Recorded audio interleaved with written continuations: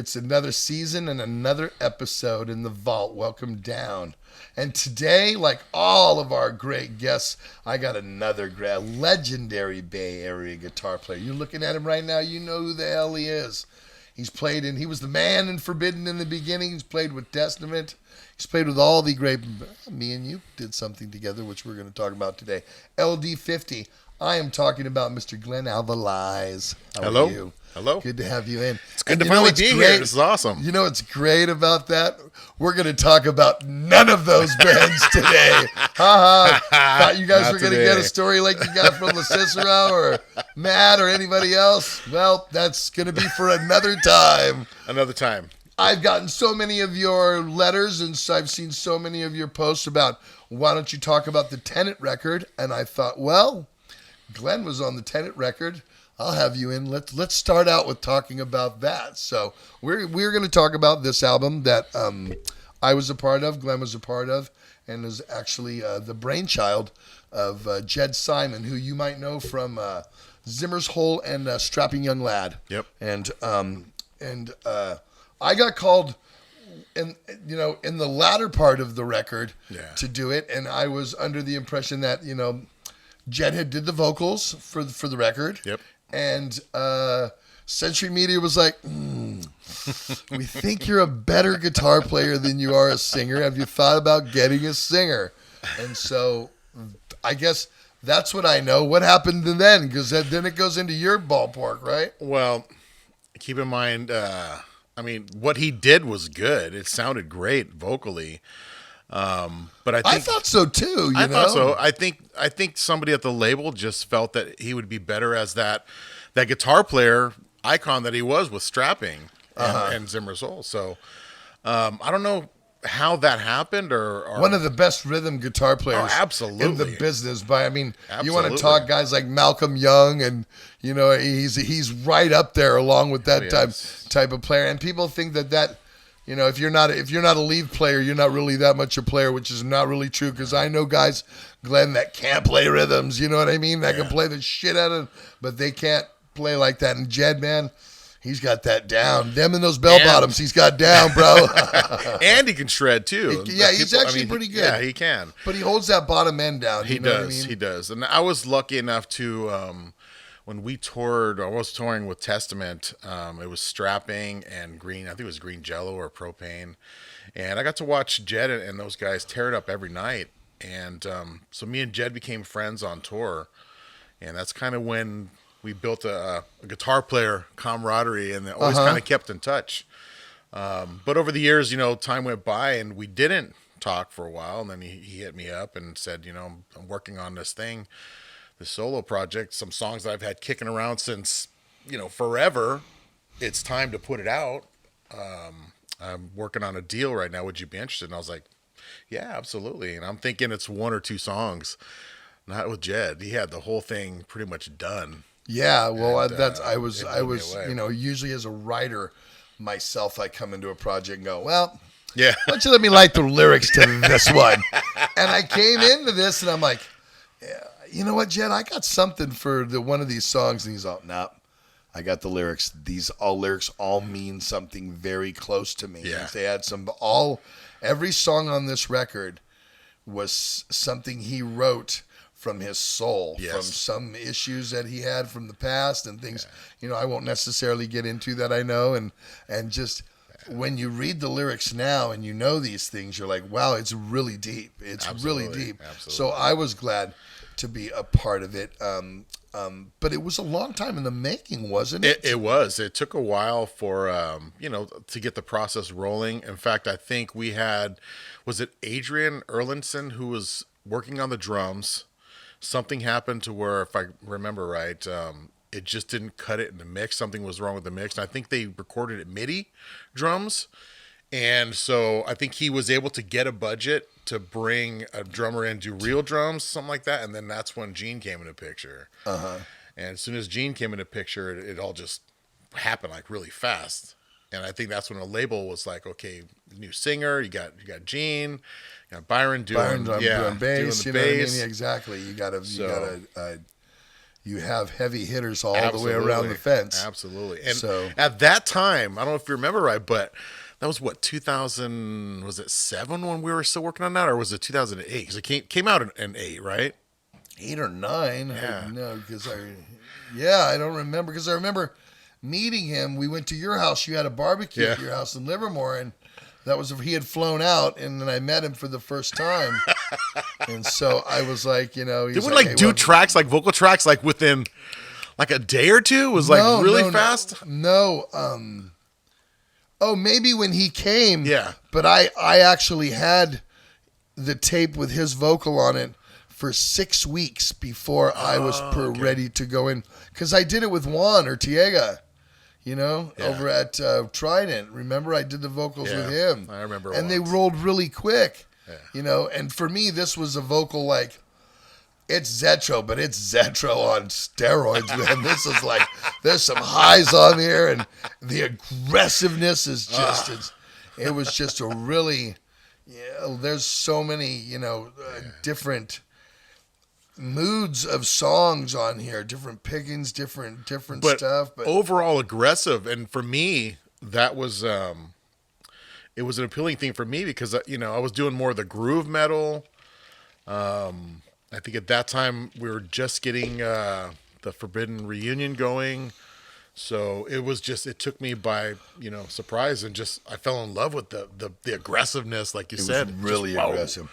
Way over what I've and that's the thing. When I went to approach it, I'm like, because I listened to it 4 times a day all the way through for 6 weeks, so that I would have it embedded in my head. That's just how I do my homework, people. Believe me. I'm really Exodus. When I do AZDZ, I make sure that I know the songs backwards, forwards, sideways. That they come second nature. Correct. They just come second nature, and I did that for those songs, so I knew how I was approaching on everything, because there was some I'm just screaming in there on some stuff, and it's not really where I've gone vocally anywhere before, not in Dublin Death Patrol, not in Exodus, not in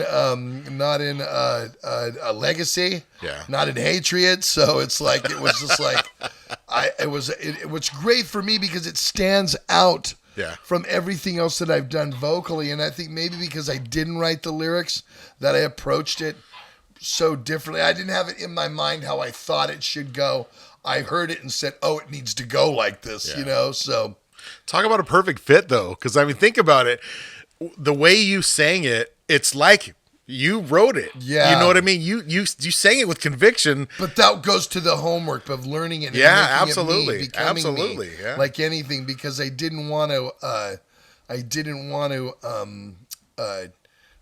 come in and read it off of a cue card. I'm not going to feel it that well, even though a lot of songs are done that, because you're writing lyrics as you're in the studio a lot of times. You always go a month later or something. Oh man, I wish I would have done this on that part. Even with a lead player, right? Yeah, it's like, absolutely. Well, you'll play a lead and go, oh man, I should have done that. Yeah. That was my first lead on the record. I wish I could do that one over again. Absolutely. I still do that. Right, exactly. Exactly. So this one I was really sure of, in the beginning of this song, I'm going to come at it real hard like that. And then on these parts, I'm going to bring it low. And, I kind of felt the mood of the song really well. And I think that was just beating it. But it did. It fit really, really well. But I don't write a lot of, it's half and half of Gary and me. It's been that way for a long time. In fact, on Blood In, Blood Out, it was all done. The only one I wrote was Body Harvest and Jack and Lee were actually in the studio the day, because Lee wrote the music to that song. Oh wow. So I only wrote that on the album, but everything else was written by Gary. So I have to come in and just go, okay, so how does he want this? And like, okay, I know him. It's going to be like this, and he wants this like that. And I did it really well. It was very few fixes. I came back the next game, because when I did the vocals for Blood In, Blood Out, Gary was in Europe with Slayer. So I did them with Jack. And so basically I would do them, and then they'd send them over, digitally send them to him, and go, okay, that sounds cool. Okay, tell Zetro to do this, and then the next day I come back. Okay, talk to Gary. Only about 2 fixes on this one, you know what I mean? So I come back and go, got a couple fixes to do. But that was just going with like, okay, Chuck's talking to me about being in the band. I agree. Thursday I try out. Friday Friday they agree. Saturday the world knows. Tuesday I started recording the record. So within 6 days I moved on that. Yeah. This one I can at least say I had, a lot of time. I took the 6 weeks that I had, and I was, like I said, I was working out in the city, doing doors. And on the ride out there, I listened to the album all the way through.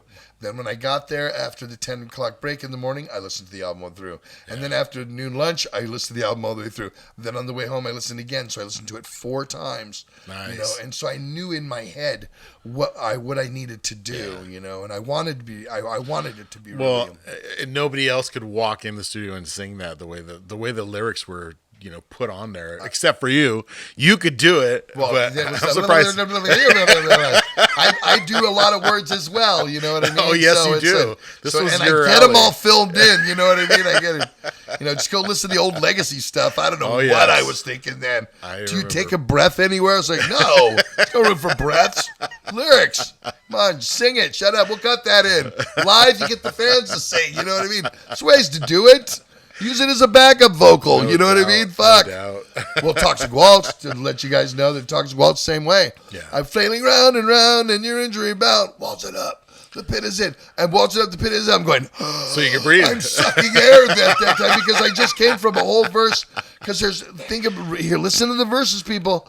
There's nowhere to do a breath there. Yeah. Here's a new dance, crazy super in the nation. Go through the whole thing. When do you take a breath? When do you get one?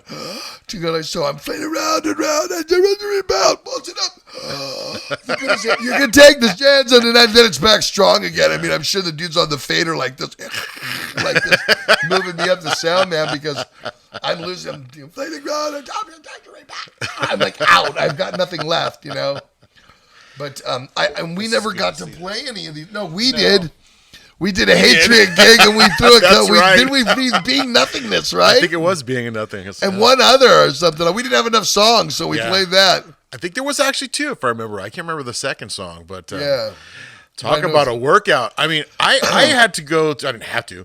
I went to Jed's after it was done being recorded, and I went out. It was like a December. It was fucking cold as hell out there. I show up in shorts and a thin jacket, and I'm like, whoa, this is fucking cold out here. Still pay high prices to live in California. Yeah. There's a good reason for those of you Philadelphians, because it is now December 17th, 17th, around in December 17th. Somewhere that we're refilming this, and I'm a little gray skies outside, a little chilly here and there, maybe 50, 55. I got my sweatshirt on, but I don't have to walk out in the snow. I don't have to go. Yeah, I was lucky enough to go out there and learn all the rhythms, because when we did this, it was basically here's everything is pre-recorded, even with different drums. And so I'm trying to write the solos to it, and I was able to do it no problem. But when I sat down to learn the rhythms, that's when I was like, whoa, this is actually pretty hard. Oh, he's got like triplets in places, and it's like the rhythm guitar work. That's why I try to say on this record is stellar. I mean, this album, we never played a show for it. This is one of those things that where a project gets put together, and I mean, I'm not saying it could never happen, because I know me, I'm open to anything, and I know I've been talking to Jed about it. He's kind of raising Edward right now, but Eddie's getting older, Jed. So Susanna's got it covered. You know what I mean? If you're watching this, we could do a Tenet. We can at least go to Europe or something, do something, have some fun with it. But I would love to play these songs live. I would love to go out and do them. Absolutely, do them live. I would do whatever it takes to play this live, and work on the next. I mean, there's only batch of songs. There's only 9 songs on this record. I mean, the side B is "Watching You Burn," and I love "Sovereign." I love the title track. Yep. It's just this one is one of those gems to me, because I wasn't in. I actually wasn't really doing much at that time. I think I had Dublin Death Patrol going on, and I believe so. I didn't think AC/DC was going yet. I didn't even started my tribute band yet. I was kind of coming out of that father area for me, where I got lost for when I left Texas in 2004. Kind of went into coaching baseball and soccer and just working and doing that kind of thing. So this was kind of me coming out to that, Correct. Well, I did that DDP thing with Chuck, but this was me. This wasn't with somebody else in a collaboration. Absolutely. And it wasn't covers, and you know what I mean? It was original songs. So, and it wasn't something that I don't think you and I thought that it would be a band, which it really wasn't, but it was really, I mean, we are. I mean, I would love to get together. Could you imagine Gene, me, you, Byron, and Jed on tour? That would be, I mean, that's like really... I'm crossing my fingers. I hope it happens. Well, I want it to happen. I told him. I saw him in Philly. Well, I saw him about a year and a half ago. We played in. We did Philly with Exodus. Yeah, was here with Municipal Waste. It was in February of 2018, and I'm like, they're putting the band back together. You know what I mean?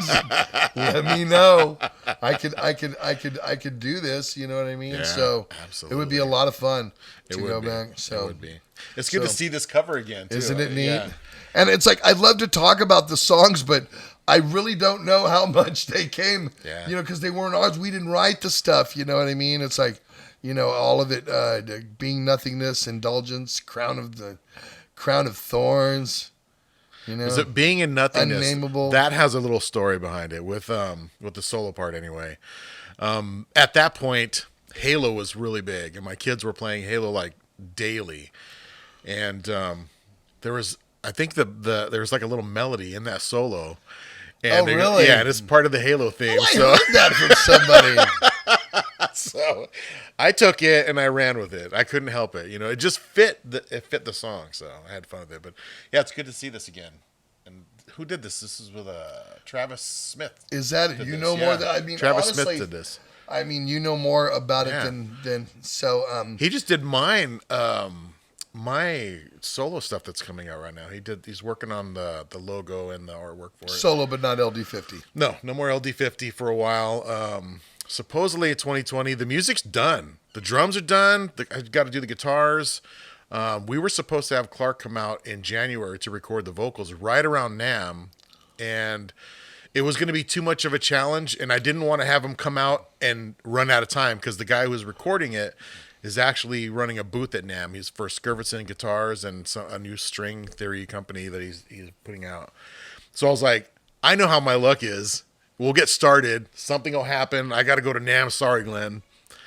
I didn't want to, having to fly out a second time to finish the vocals. So I said, let's wait till February, March to get you back out here and get the vocals. Do it once, at one shot. How many songs? Yeah. There's probably, I think there's 7 now. So we'll get you back in to talk about that. Oh yeah. So that's all you get. That's a preview of upcoming episodes. Yeah.